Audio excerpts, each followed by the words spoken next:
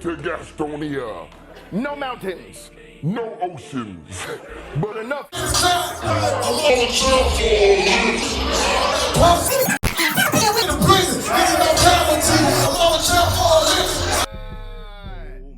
Rush. The act of creating and perfecting a body of work is around-the-clock, 24-hour job.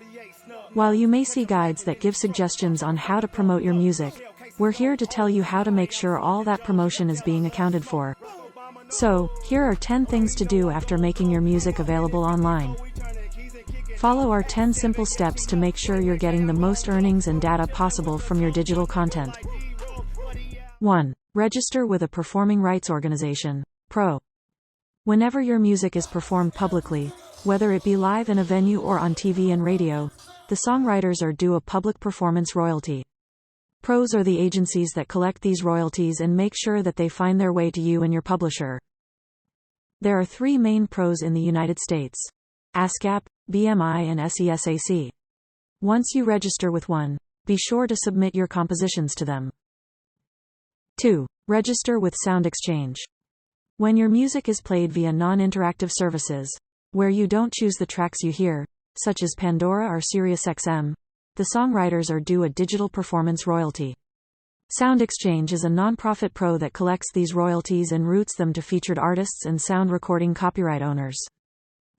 If you operate as your own label, you can register as both a featured artist and rights owner. 3. Submit your artist bio and images to AllMusic. iTunes and Spotify turn to AllMusic for the bios and images that are included on artists' pages in their stores. 4. Set up Apple Music for Artists beta. Apple Music for Artists enables you to keep tabs on how your music is performing and find out how your fans discover your music. To get your account set up, follow the instructions here. 5. Claim your profile on Spotify for Artists. Designed to help artists and their teams get the most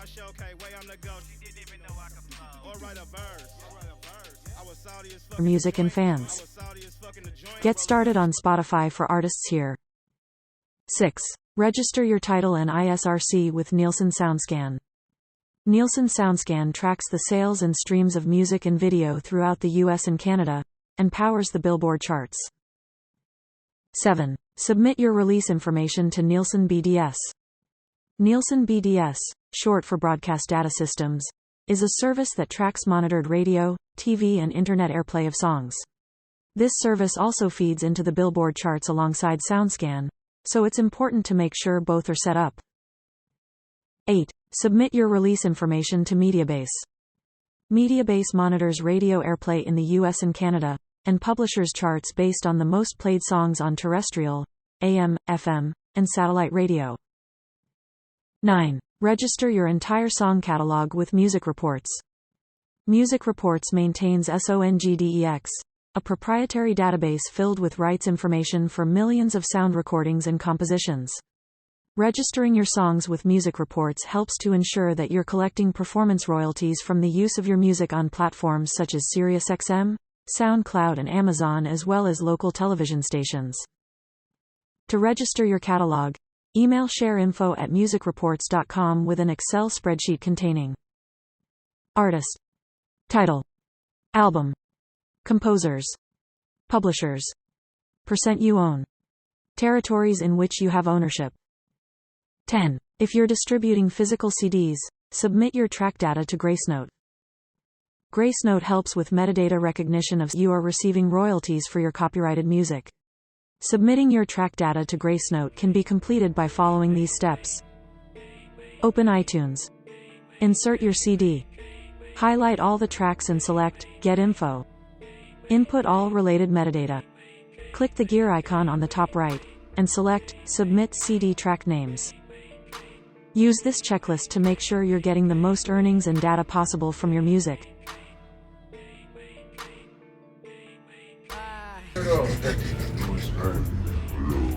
Boss of rubber.